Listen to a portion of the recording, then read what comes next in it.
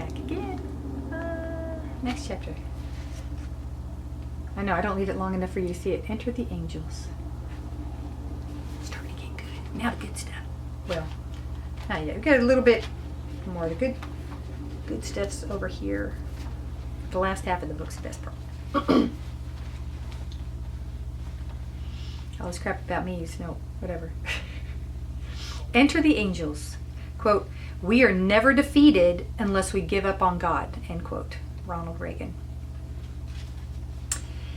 Angel Wings and Other Fine Things was a little gift shop in Old Town Scottsdale. They carried all things angels. Statues, books, cards, wind chimes, figurines, pictures, you name it. I had driven by this place, I don't know how many times over the years, but had never gone in. I would always notice it as I passed and would tell myself, I need to check it out one of these days. Finally, one day, I was driving by and had the usual thought. One of these days, I'm going to check it out. I'm going to check that place out. And in the middle of the thought, as if my car had made the decision for me, I pulled into a parking space. Okay, maybe I'll check it out now. It was weird. It's like the steering wheel yanked and just turned me right in. By this time in my life, not much shocked me. I figured there was a reason, and now is obviously the right time to check it out. As I had mentioned, this shop was in a very touristy area, and this was November, the peak of the season. Usually if you were looking for a parking space in Old Town, it would take a few laps around to find one, and even then you'd have to sit and wait as someone was backing out. On this day, there was one space available on the entire street, and it was directly in front of the door. Divine timing? I think so. Yeah, I'd worked over there 8.5 years, driving by, finally. Timing. The second I walked through the door to the store, I felt as though I was stepping into another realm, like I was entering a vortex and was transported to another existence. The energy was palpable and magnificent. Ethereal music was playing.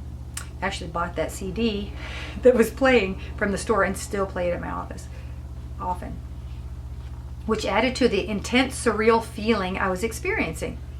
Honestly, I honestly felt like I was floating through the store, like my feet were not even touching the ground. I browsed all the eclectic, angelic items, surprised there were so many different things that could be given an angel spin. I was enchanted. In my daze, I heard a sweet voice say, "Can I help you find anything?" I was a bit startled at first, since I had not seen anyone. Then I realized it was the woman working there that day. I think my actual first noticeable connection to the angels that I can pinpoint would be the night I ran off the road in the snow. I truly believe the blue light that flashed was Archangel Michael, protecting me. But now, here in this store, I felt a part of them. I chatted with the gal a while, and of course spent some money. I told her that she would probably think I was crazy, but described what I was experiencing and how odd but amazing it was. She just said she couldn't wait until I met the owners. I was there well over an hour that day before I finally made myself leave. I was thinking as I left that I couldn't wait to come back. I was hooked. Yep, I was back the next day. Again, walking through the door was like walking into a portal to another realm. Seriously, it was.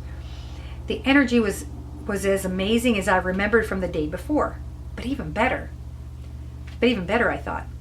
Browsing around again, I was surprised to see new things that I had somehow missed the day before. Then I heard a new voice, another angelic voice, but male this time, saying hello. Before I got too excited, thinking this time it might really be an angel, I responded to the voice and looked around until I found its source. Yep, human. Well, sort of. It was Jerry, one of the owners. Jerry and Pam, husband and wife, had followed their divine guidance and had taken over the store earlier. Sorry, I just like brain fart. It wasn't even a squirrel moment. Earlier, they owned Angel Wings. They are two of the most amazing, sincere, loving people I've ever met. The second day, I explained to Jerry my experience the day before. He just smiled the entire time. I'm thinking this guy is thinking, oh great, another one. Pretty loony. But when I finished, he surprised me by responding, I know what you mean. I know what you mean. I feel that way to this day, and I'm here almost every day. Wow, he didn't think I was nuts. And even if he did, he didn't show it, and I didn't care. It felt way too good being in that store. I think I was there over 2 hours that day, just wandering around the store and chatting with Jerry. He told me wonderful stories about angel encounters, some his, some that others had shared with him. It was wonderful. This store was my new touchstone, my safe space, before and after work. Sometimes when I had a gap in time between clients, I would go to the store to decompress and recharge. It made it so much easier to deal with the negativity where I worked. I was not sure why or how, but I knew this place would be important to my future.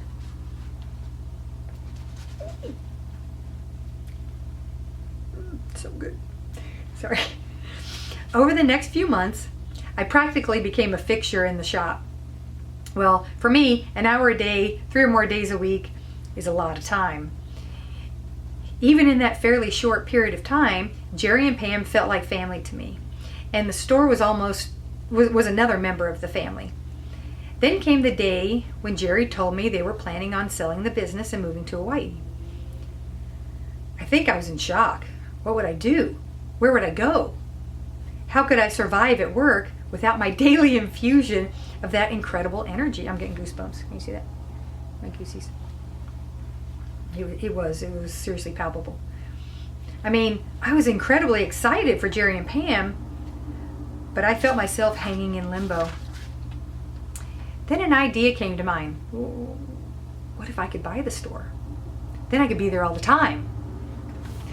It'd be like being on crack all the time. Being high all the time. I spent the next few days pondering the idea, wondering how or if I could do it. If I could come up with enough money, if I could handle retail, if I was ready to give up bodywork. Then I thought, they have to be asking way more than I could come up with. But I'm going to ask anyway. So I went in and brought up the sale, asking if he had any offers yet, expecting a bidding war. And yes, several offers were coming in. Some wanted the store, others just wanted the space. A rush of disappointment flooded my being. The thought of someone taking over, then changing everything. I had not thought of that. I took a deep breath and asked what they were hoping to get for the business.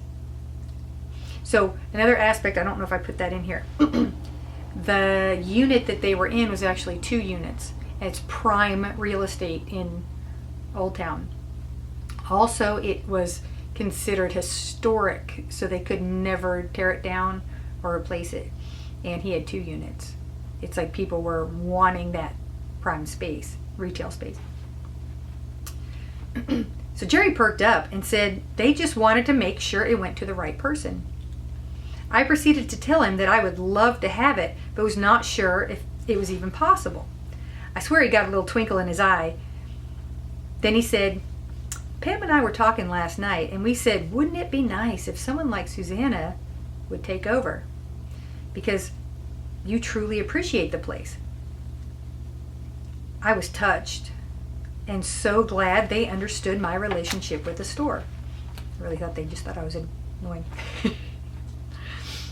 We chatted about the business and shared my concerns, money, business experience, knowledge about the legal stuff, and my complete lack of all of those.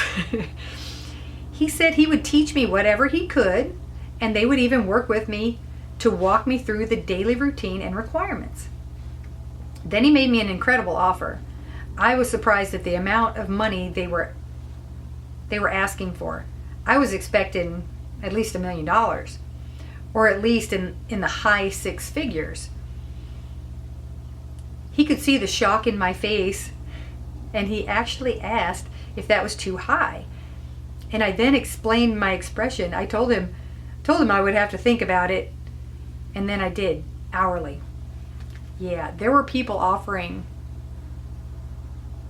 high money, and he offered me way low.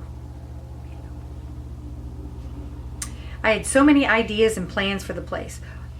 All the things I would do, what I would change, what I would never change.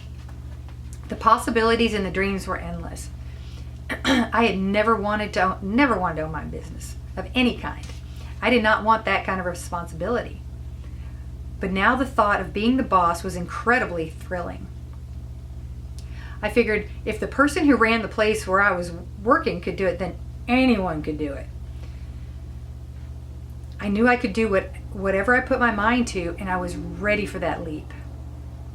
Turned out the numbers he gave me were really close to the exact dollar amount that I had in all of my accounts at the time. Put it all together. It was an odd number. It was an odd number he gave me. So I totally thought it was meant to be. Then the panic set in. What if I couldn't handle the business? What if I didn't get any customers? If I handed over everything that I had, how would I cover the store rent? How would I buy inventory? How would I pay my bills at home, utilities, and so on? I went to Jerry and explained my fears. He again said they would help me get started, and then he asked, what if the price were lower? Then he gave me another amazing number, which, as I write this, I am realizing it was another significant number. I was again deflated. The fear had taken over. As wonderful a deal as it was, I was unable to even consider it, especially when he put the timeline on it. He kept asking me to just think about it. I had 3 weeks to decide. Most of the time I work well under pressure, but this time it just made the fear grow. I was so disappointed that I had to refuse the deal. I'm intentionally not telling the amount. I was thinking about that. I was intentionally not telling the amount because I know several folks offered them way more, 6 figures, high. And the gal that got it made a huge offer as well. On the bright side, however, the fire had been lit under my tush. I was ready to quit my job. The fear of taking over the shop was beginning to subside, but the dream of me having my own business was beginning to settle in. Still not sure. 16 years later. Actually more than that, yeah. It turned out the gal who did take over my home away from home had wanted to purchase it when Pam and Jerry got it. She had worked for the previous owner, but had been in an accident and was unable to take it over then.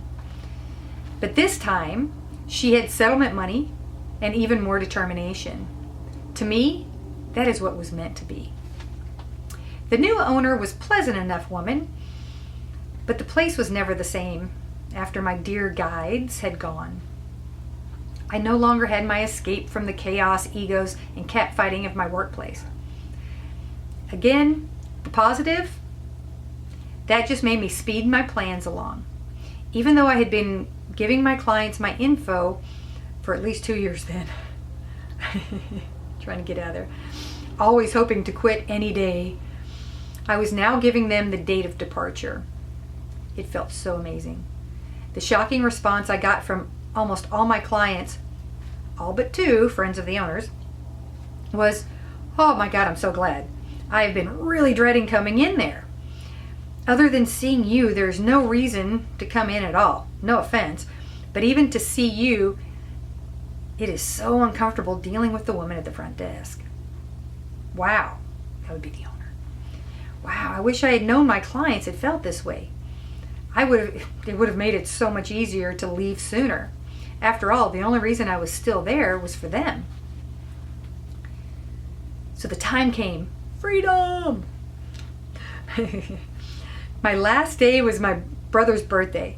This is also the day, I know I'm weird, but that I considered my birthday as well. I'm not sure when I started it, but I had a year, not sure when I started it, here I go. But I had a year to my age on my brother's birthday every year. My theory, I know, I'm weird. My theory, or at least the story I tell myself, is that I was conceived on his first birthday, and I was born a bit early. My brother is 1 year, 8 months, and 2 weeks older than me.